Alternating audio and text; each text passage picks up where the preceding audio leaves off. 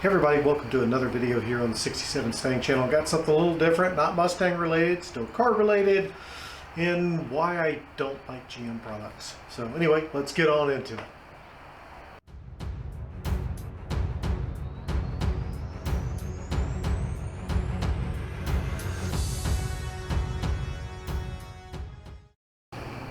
Okay, as I said, we got something a little different for you today. My mother-in-law, who I love dearly, she's a wonderful woman, and I mean that with all sincerity, called me up, said her coolant light was on her 2006 Saturn Ion.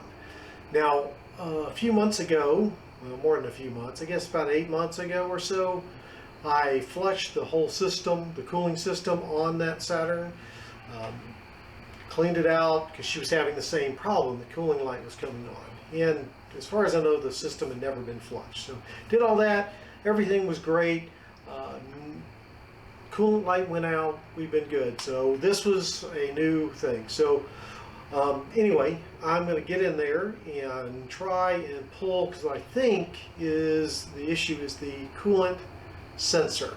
So in the overflow reservoir for the coolant is a sensor that's molded into the bottom of that. I think maybe it's getting gunked up, so I'll pull that out and try to clean it up and see if we can fix the problem there. So let's get in and take a look and see if we can get that pulled out and cleaned up and see what happens.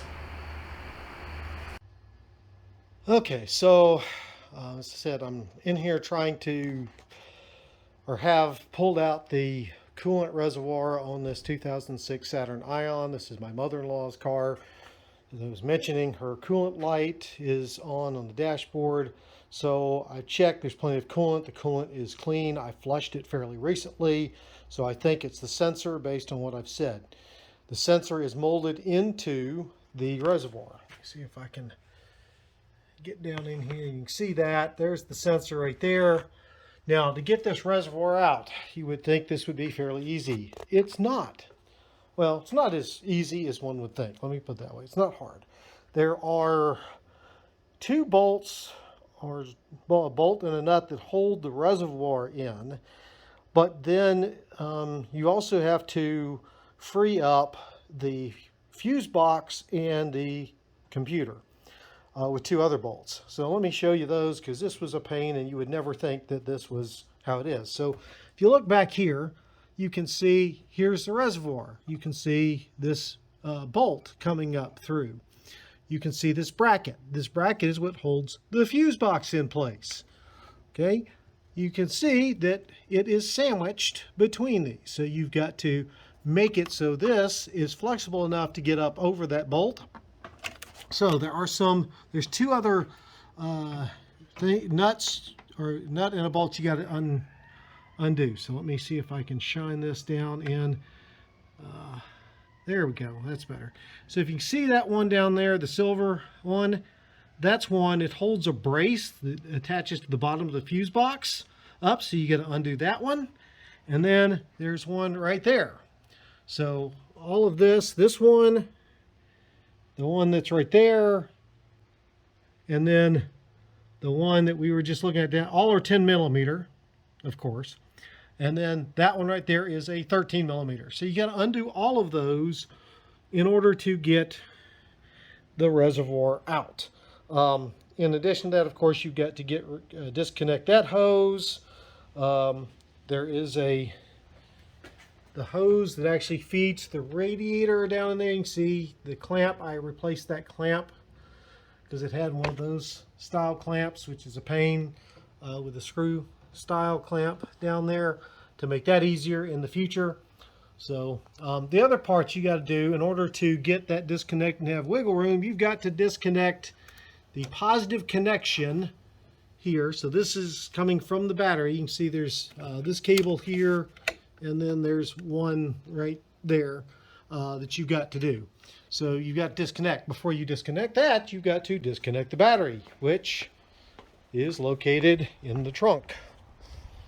So pardon my mother-in-law's mess back here as I work to pull this up, but there is the battery back near the spare tire. So disconnect the battery there. It's a side post, no problems. That's an 8 millimeter socket to get that off. make sure you disconnect that before you disconnect this stuff. So anyway, hopefully this will fix the problem. I'm afraid I might have to replace the tank here because, again, the sensor is molded into the tank, but I've tried flushing it out. There was some junk in the bottom of this because last time when I flushed the system, I didn't pull the tank, the reservoir out. I just tried to flush it by hand. So anyway, hopefully this will work and I won't have to replace it, but we'll see. So anyway, there we go. I'll let y'all know how this works if flushing it out and cleaning it worked. Okay, we got her all back together. That was, like I said, a lot of fun in here. And as you can see, I've had her running, got her up to temp.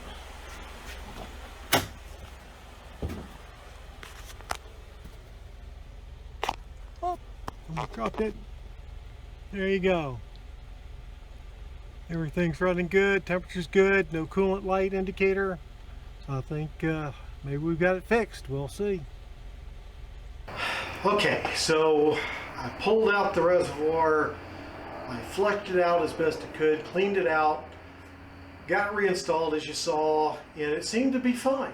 It looked like it had taken care of it. It ran the car, the coolant light was out, no issues. I checked, the coolant looked clean.